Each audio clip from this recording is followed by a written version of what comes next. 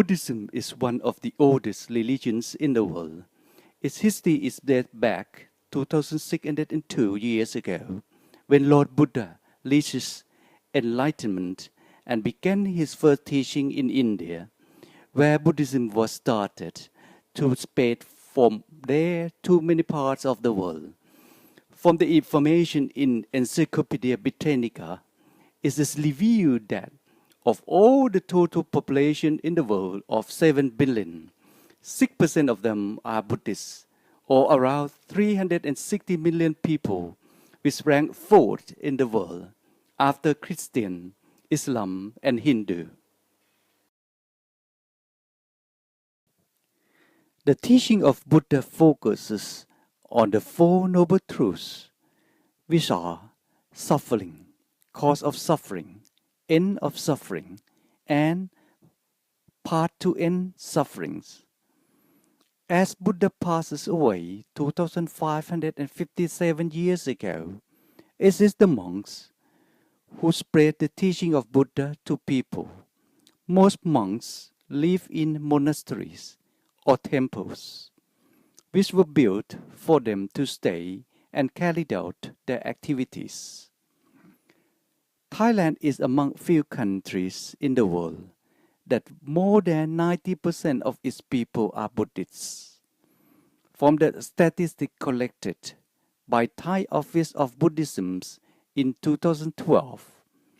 there are 37,713 Buddhist temples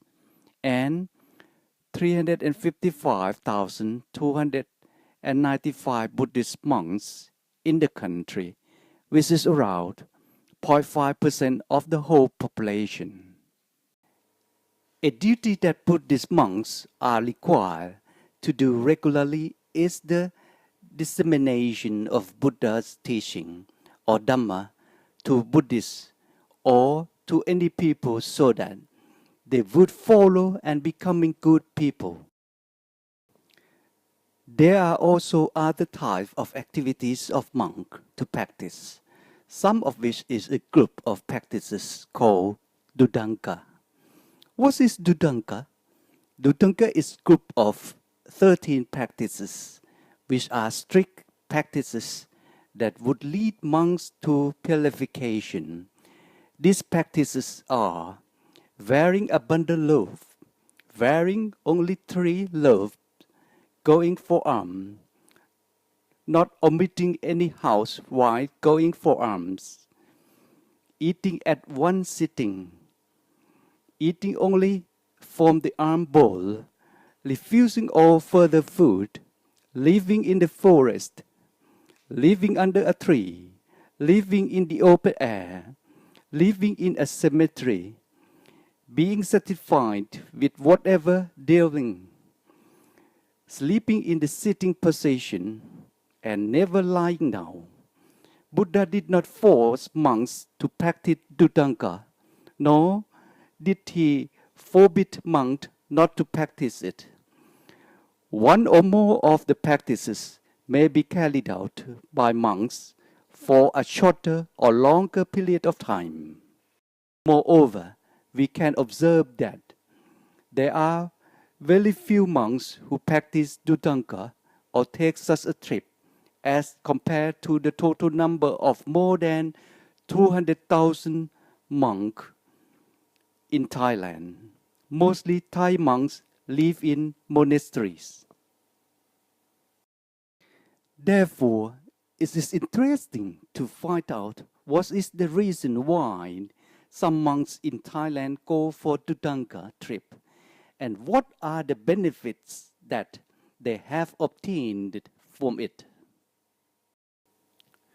From our research of temples in central region of Thailand, we found a temple named Wat Chalern Tham, Putong Cave, in Lopburi province, that the monks there practice dhutanga trips every year. The temple is located in Tambon Nikom สร้างตนเอง อำเภอเมือง of Lopburi province, which is about 150 kilometers north of Bangkok. The group has planned to walk along the roads and jungles in the area of 6 provinces in the central region of Thailand from January to April. หลวงพ่อเสวกจันทปัญโย the founder of วัดเจริญธรรม had put up a regulation for Dhutanga trip for monks of the temple to follow. The regulation has 15 issues and is in accordance with practices of Dhutanga with additional regulations that require monks of the temple to follow. For example,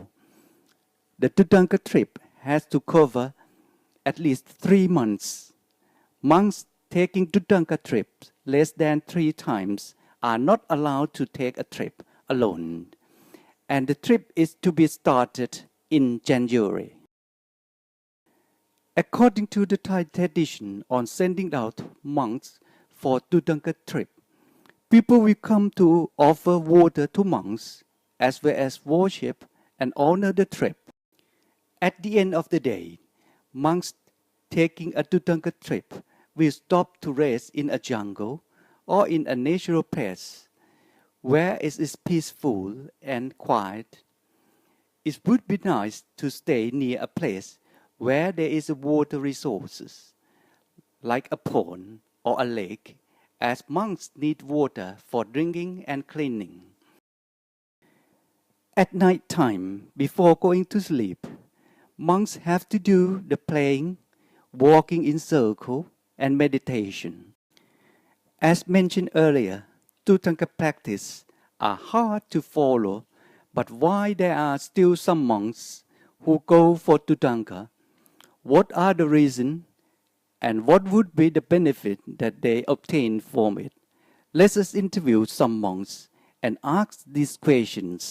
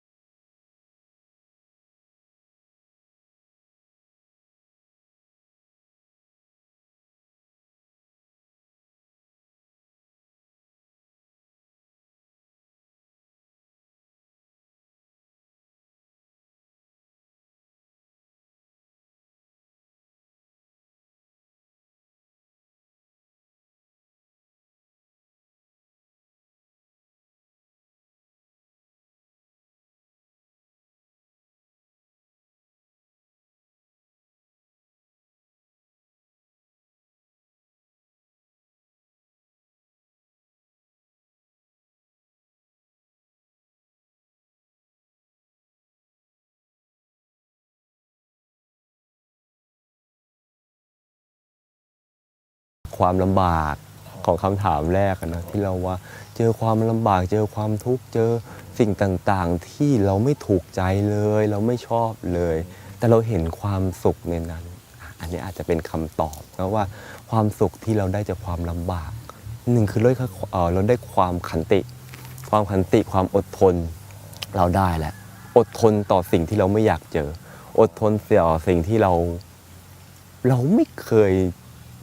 ที่ต้องมาเจอต้องมาอะไรนะความอดทนเราได้มาแล้วสองคือปัญญาที่เราได้ตามมาถ้าเกิดเราเจอปัญหาอย่างนี้เราจะแก้ไขปัญหาอย่างนั้นยังไงถ้าเราท้อเราเหนื่อยเราทุกข์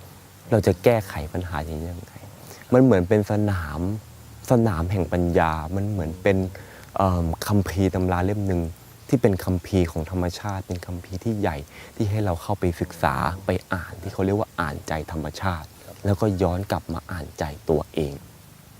การวิรัติตนเองเพื่อเป็นไปเพื่อความมักน้อยสันโดษเป็นการขัดเกลานิสัยของภิกษุมากกว่าที่จะอยู่ในวัดเพราะการที่อยู่ในวัดเนี่ยมันฟุ่มเฟือยกับสิ่งปัจจัยสี่ทั้งหลายเราไม่สามารถจะรู้ได้มีอาหารปัจจัยสี่อยู่พอสมควรอยู่เต็มที่ไงแต่การเดินจาริกธุดงค์มาแบบนี้เนี่ยมันไม่มีอะไรเลย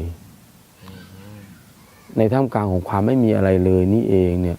เราจึงเห็นสัจธรรมที่แท้จริงสัจธรรมที่พระเจ้าได้ฝากฝังเอาไว้ถึง 2,000 กว่าปีประการที่สองนั่นก็คือเราจาริกไปเนี่ยทำให้ศรัทธาสาธุชนทั้งหลายเนี่ยได้พบได้เห็นได้เจอ From the information shown on Dhutanga, as well as from the collected interviews of the monk, it can be concluded that Dhutanga is the unfold exercise that helps to shake off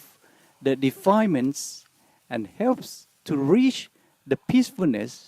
where the knowledge on the basic truths of life